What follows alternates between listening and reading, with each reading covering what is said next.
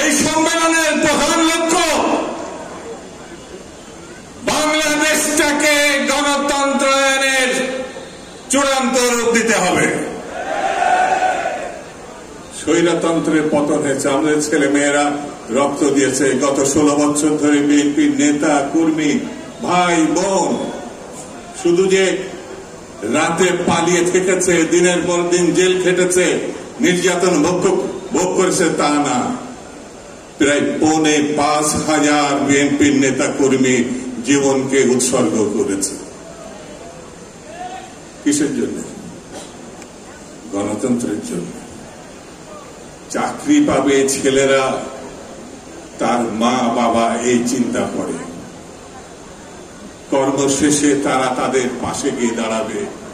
কৃষক মনে করে তার মজুরি, তার ফসল, সেই ফসলের দাম পাবে। শ্রমিক মনে করে ঘাম শুকানোর আগেই তার পরিশ্রম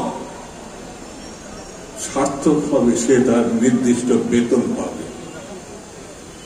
সেই বাংলাদেশ গড়ার জন্যই তো এই আন্দোলন। শুধু হাসিনাকে তাড়াইছি, আওয়ামী লীগকে তাড়াইছি, এটাই তো শেষ না। পালিয়েছে, পালাবে, কারণ গিয়ে গণহত্যাকারী। এ আমার ছেলে মেয়েদেরকে খুন করেছে, এ আমার বন্ধুকে খুন করেছে, বিএনপিকে ধ্বংস করতে চেয়েছে। কিন্তু পালাতেই হবে। কিন্তু পালিয়ে কোথায় থাকবা মা? তোমাকে তো গলায় গামছা দিয়ে নিয়ে আসবো। ভারতে পালালেই রক্ষা পাবা? তুমি টাকা নিয়ে গেছো বাংলার মানুষের, গরিব মানুষের, খেটে খাওয়া মানুষের, সেই টাকাগুলো বুঝিয়ে দিবে না?